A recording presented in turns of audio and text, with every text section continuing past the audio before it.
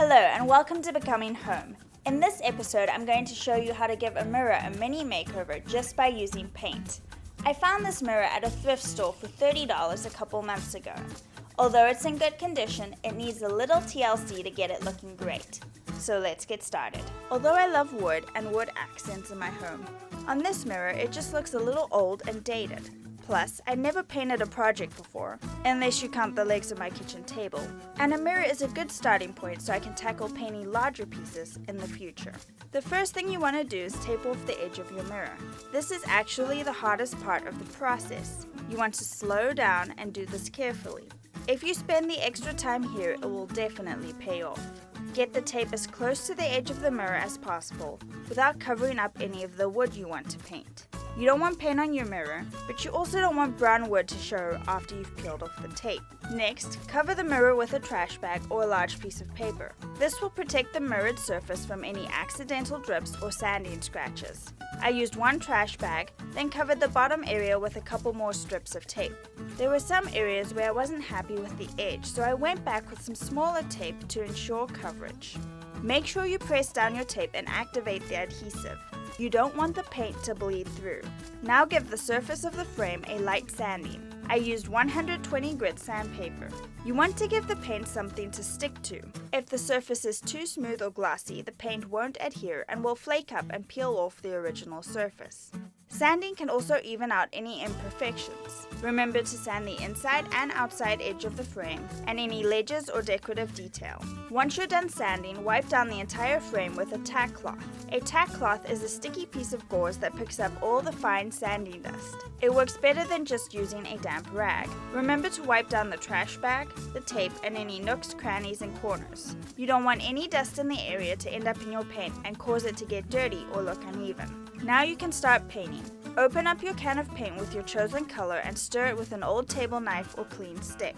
I agonized over my color choice. Will it go with the bedding? Will it look too dark? Will it look tacky? But in the end, I just had to go with it and see how it turned out. The goal with the first coat of paint is thin coverage. Don't worry if the wood shows through on the flat surfaces. What you really want to concentrate on is all the edges and the corners and all the decorative details. You need to get the paint into all the little crannies. What I found helpful was to tap the paint into those areas rather than dragging it across.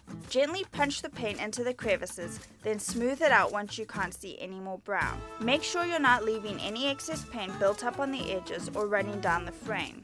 If it dries, it will leave an uneven ridge. You can sand this off between coats if it does happen, but better to avoid it in the first place. Once you've finished your first coat, let it dry for the recommended drying time before painting a second coat. I only put 2 coats of paint on my mirror, but if needed, you can paint additional coats. Whenever you paint your last coat, you need to be extra careful that all your brush strokes are smooth and even.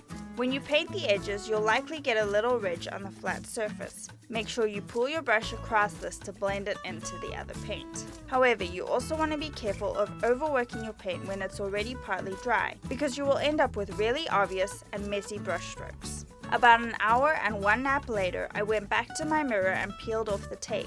Doing this before the paint is well and truly dry and set will help prevent the tape from also peeling off the paint. You can also score along the edge with a knife or a sharp tool. Peel the tape back over itself at a 45-degree angle. Don't go too quickly. Peel methodically and carefully. You don't want to ruin your paint job. Let the paint dry for the full recommended drying time before moving it back into your house. Even if it is dry to touch, it doesn't mean it's completely dry and set. Here's the completed mirror back in its space. I like the color and I'm happy with how it turned out. I think it adds something to the room now, instead of just looking like a thrift store mirror. This is a great way to make your house look upscale without spending a lot of money. Because mirrors reflect the room and light, it visually expands the space. This mirror cost me $30 and the paint cost me $18. But I have plenty of paint left over to use on other projects, so maybe $5 worth of paint? That's a total cost of $35. Buying a mirror this size new is going to cost you anywhere from $60 to $200 depending on where you buy it and the level of quality. I will definitely be on the lookout for other mirrors the next time I go thrifting. I hope this video has inspired you to tackle your own DIY mirror makeover. Don't let the overwhelming choice of colors intimidate you. Just pick one and go for it. If you like this video, give me a thumbs up and subscribe. Let me know in the comments if you think I should lightly distress the paint or leave it the way it is. Watch me tackle an entire kitchen table by clicking here, or learn how to make some delicious recipes by clicking here. Thanks to everybody out there watching my videos, and I'll see you next Friday.